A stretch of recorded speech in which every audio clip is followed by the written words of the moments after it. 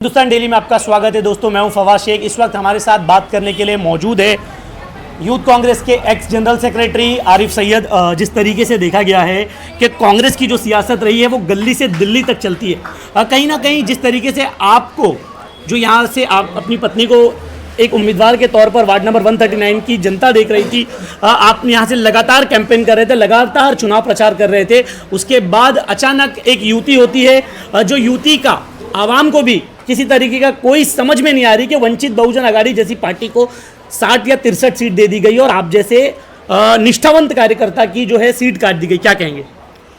फवाद भाई, सबसे पहले तो मैं हिंदुस्तान डेली चैनल का बहुत बहुत शुक्रगुजार हूँ कि आपने हमसे बात करने के लिए समय निकाला और हमारी बात जनता तक, आपके व्यूअर्स तक जाए।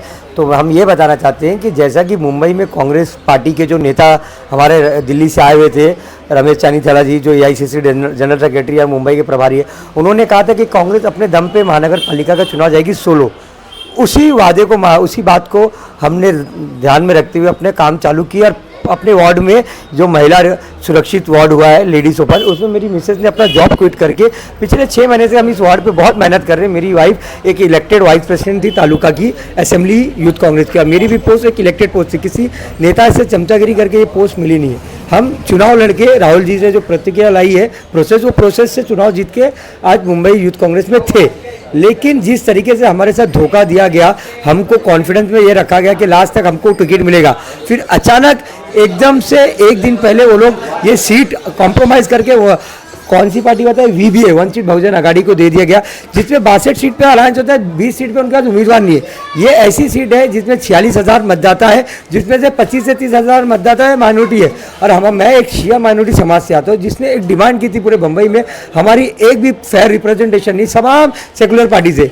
और पार्टी ने हमको इतना वादा किया था कि हमने पार्टी का एडवांस में जो इलेक्शन मटेरियल है सब बना लिया, और हमको इन लोगों ने बोला था आपका 101% टिकट कंफर्म है। लेकिन अचानक में इन लोगों ने हमारा टिकट, वंचित बहुजन आघाड़ी को हमारी ये सीट छोड़ दी। और जब मैंने उसका कारण जानने की कोशिश की तो मुझे पता चला कि जो मेरे बड़े भाई हैं, मेरे जिनको अपना बड़ा भाई, जिनके लिए मैं बड़ा रिगार्ड रखता हूँ, मेरे मेंटोर वसीम जावेद जी, उनके साथ एक हम लोग की मीटिंग हुई थी ताज कुलावा में, जिसमें असलम शेख, वर्षा गायकवाड़ और अमीन पटेल ने उनसे 30 लाख की डिमांड की थी। अगर आपको आपके इस लड़के को टिकट देना है तो हमको 30 लाख रुपए आपको पार्टी में देना पड़ेगा। उन्होंने तो भी कुछ सोचा नहीं, उन्होंने कहा ठीक है, ये बंदा लड़का बहुत मेहनत करता है, संघर्ष करता है, चुनाव जीतेगा, मैं देता हूँ। किन्हीं कारण वो एक हफ्ते से आउट ऑफ रीच हो गए, उनकी तबीयत ठीक नहीं थी तो वो नहीं थे, और उसी समय में ये गठबंधन कर लिया गया और मेरी सीट को गठबंधन की भेंट चढ़ा दी गई। और बाजी वाली सीट जो कि 140 है, वहाँ चंद्रकांत हंडोरे जी की बेटी लड़ना चाहती थी, तो हंडोरे जी ने इनको 10 लाख रुपया दिया, तो उनकी सीट जो है वो SC आरक्षित सीट है, जो SC समाज के लिए आरक्षित है, और वहाँ 8 से 10,000 SC वोटर है। वो सीट छोड़ के जिसमें सिर्फ 5 से 6,000 SC वोटर है, वो सीट ये लोगों ने अलायंस के भेंट में दे दी वंचित बहुजन आघाड़ी को, जहां 25 से 30,000 माइनॉरिटी रहते हैं। और इस तरीके से षड्यंत्र करके एक जीतने वाले कार्यकर्ताओं को इन्हें पार्टी से चुनाव लड़ने से रोका, क्योंकि मैं उनको 30 लाख रुपए उनकी डिमांड नहीं पूरी कर पाया। मैं अपनी आवाम को बताता चलूँ, आरिफ सैयद जो है वो यूथ कांग्रेस में लगातार कई वर्षों से सक्रिय है। इन्होंने अपना खून पसीना इस पार्टी को दिया। दोस्तों, मैं आपको बताता चलूँ कि जिस वक्त पार्टी को जब सपोर्ट की ज़रूरत थी, जिस वक्त पार्टी को स्ट्रगल की ज़रूरत थी, जिस वक्त पार्टी के सच्चे और लॉयल और वफादार कार्यकर्ताओं की ज़रूरत थी, तो सबसे पहले आरिफ सैयद को देखा जाता था। आरिफ भाई, एक वाकया है, जब संपदा मुंडे जी के साथ जो है रेप किया गया था किसी पुलिस वाले के द्वारा, तो उस वक्त मैंने देखा था कि आपको जो है पुलिस कितनी बेदर्दी और बेरहमी के साथ मार रही थी, लेकिन तब भी आपने कांग्रेस का झंडा बैनर थामा रखा।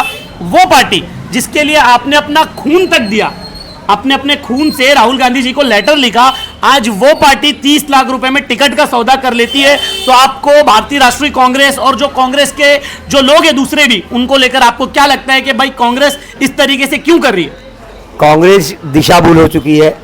महात्मा गांधी जी के बताए हुए आदर्श रास्ते, पंडित नेहरू जी के दिखाए हुए रास्ते, बाबा साहब अम्बेडकर जी के बताए हुए रास्ते से ये पार्टी दूर हो चुकी है।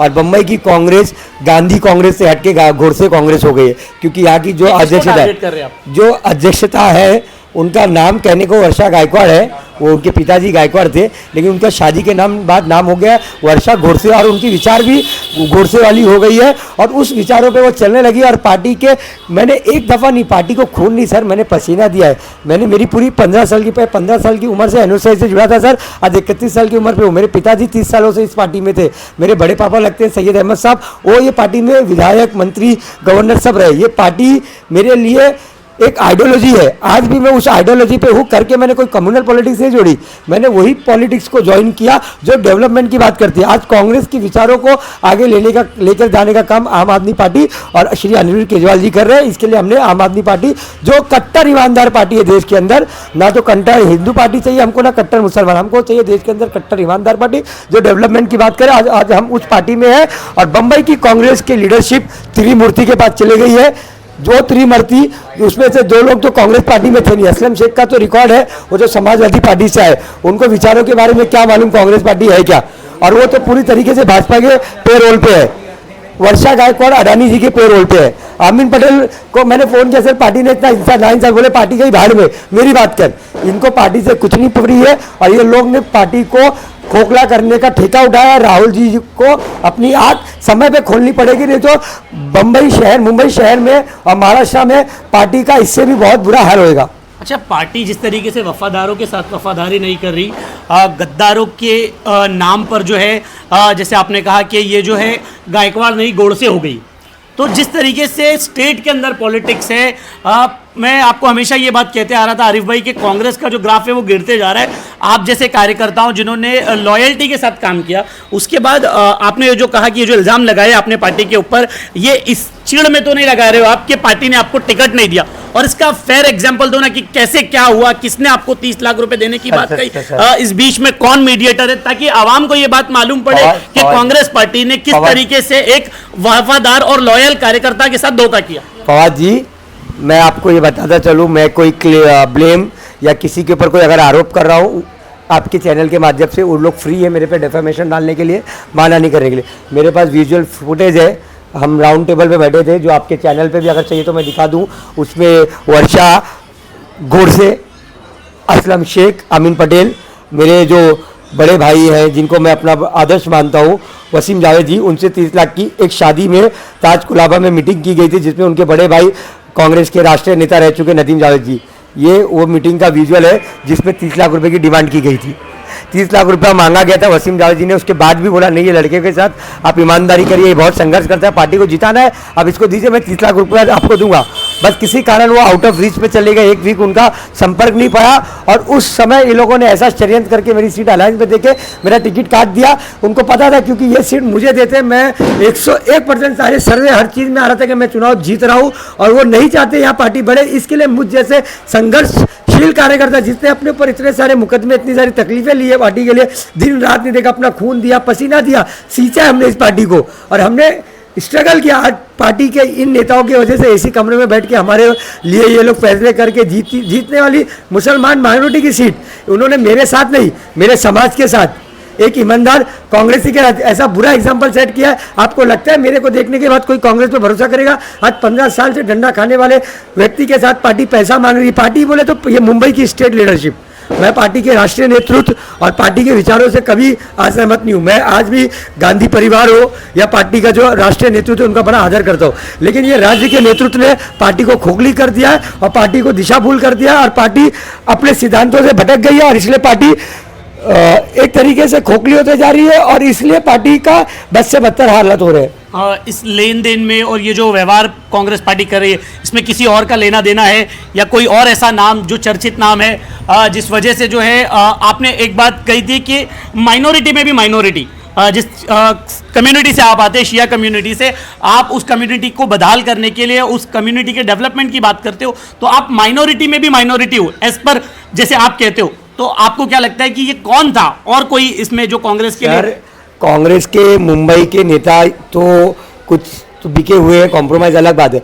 जब मैं जाता हूँ ग्रैंड हयात में, तो वहाँ एक दूसरे अन्य पार्टी, राष्ट्रवादी शरद चंद्र पवार के पार्टी के क्या मालूम कौन से पद पे हम यूथ के किसी विंग के अध्यक्ष है, ऐसा सुनने में आता है, फाज जरीर अहमद, उनको जलील भी बोला जाता है, जलील है क्योंकि वो वहाँ दलाली कर रहे हैं। ना तो कांग्रेस का बम्बई में महानगर पालिका में राष्ट्रवादी के साथ कोई अलायंस है, और जब भी मैं वहाँ पर दोनों बार मीटिंग में गया मेरे अलायंस के अनुसार, तो वहाँ पर वो थे, और वर्षा गौर से मुझे बोलती है कि फास्ट से बात कर ले, ये तुझे कोई दूसरी पार्टी में सेटिंग करके तुझे टिकट दिला देगा, ये वंचित से तेरी सेटिंग करा देगा 20 लाख में। तो मुझे वर्षा गौर से बोलती कि तू दूसरी पार्टी से लड़ ले क्योंकि तेरी सीट मैंने दे दी है। तो ये कांग्रेस की नेता है। आपके चैनल के माध्यम से बताओ, वर्षा गौर से, असलम शेख, अमीन पटेल मुझे ये आइडिया दे रहे हैं कि तू जाके दूसरी पार्टी से ले, तेरे लिए हम लोग टिकट दिलाते, बोलते हम लोग तेरे को वंचित से सीट दिलाते। मैं बोला सर, मैं जब मुझे वंचित से चाहिए होता तो मैं वंचित पार्टी में होता, मैं कांग्रेस के विचारों से साथ जुड़ा हुआ, 15 साल संघर्ष किया, पार्टी ये सीट छोड़ क्यों रही है? अगर पार्टी किसी अन्य कार्यकर्ता को भी देती तो एक बार मैं बर्दाश्त करता, लेकिन पार्टी अकलियत की सीट और मेरे समाज ने एक फेयर रिप्रेजेंटेशन, एक अपना क्यादत मांगी थी, और इस तरीके से पूरे समाज के साथ इन लोग ने किया। हमारा समाज ने जिस तरीके से बोला था, आने वाले दिन में आपको दिखेगा हमारा समाज पूरे शहर बम्बई में कांग्रेस पार्टी का बाइकआउट करेगा। आप क्या कहेंगे जिस तरीके से आरिफ जी की जो सीट थी, उन्होंने अपनी दावेदारी आपके ऊपर रखी थी क्योंकि ये लेडी सीट थी, तो जिस तरीके से कांग्रेस ने किया है, आप कम्युनिटी को क्या मैसेज देंगी? नहीं, कम्युनिटी को मैं ये बताना चाहूँगी कि जो भी हुआ बहुत गलत हुआ। डिज़र्विंग थे आरिफ, इतना 15 साल दिया है इन्होंने अपना। इनके पापा थे 30 साल से, जो कि अभी है नहीं, फ़िलहाल फौत हो चुके हैं, तो हम डिज़र्विंग थे हमारे हिसाब से। दोस्तों आपने देखा जिस तरीके से आरिफ अब्बास सैयद जो वार्ड नंबर 139 से लगातार तैयारी कर रहे थे, अपनी पत्नी को उन्होंने जो है यहाँ पर पिछले 6 महीने से प्रचार करने के लिए छोड़ा हुआ था। उन्होंने यहाँ पर जो है कांग्रेस का कार्यालय भी बनाया था। जिस तरीके से आरिफ सैयद ने कहा कि कांग्रेस पार्टी को जो लोग चला रहे हैं वो 30 लाख रुपए की डिमांड कर रहे हैं, एक ऐसे लॉयल और वफादार कार्यकर्ता से जिसने अपना खून पसीना देकर इस पार्टी को सींचा। जब जब पार्टी को ऊपर कोई बात आई, जब असलम शेख के ऊपर विवाद आया, जब उनको तकलीफ आई, तो आरिफ सैयद ने जो है आगे बढ़कर उनके लिए प्रोटेस्ट किया, और आज पार्टी जो है 30 लाख रुपए में सौदेबाजी कर रही है, डील कर रही है। कहीं ना कहीं कांग्रेस के लिए ये जो बात कही जाती है कि कांग्रेस की सियासत जो है वो गली से लेकर दिल्ली तक शुरू होती है, ये वही लोग हैं जो पार्टी के लिए लगातार काम कर रहे थे, उसके बावजूद आज इनको टिकट नहीं दी गई। खैर, ये तो रहा आरिफ सैयद जी का मसला। अब ये देखा जाएगा कि यहाँ की जनता जिन्होंने उन्होंने कांग्रेस के तौर पर देखा था, अब उन्होंने और उनकी पत्नी जो है आम आदमी पार्टी का चोला पहन लिया है, आम आदमी पार्टी ज्वाइन किया है सेक्युलर विचारधारा के नाम पर। अब देखते हैं वार्ड नंबर 139 की जनता इनके साथ इंसाफ करती है या जिस तरीके से गोवंडी की सियासत चली आ रही है ऐसे ही चलेगा। ऐसी खबरों के लिए बने रहिए हिंदुस्तान डेली। कैमरामैन अरसलान के साथ में फवाद शेख।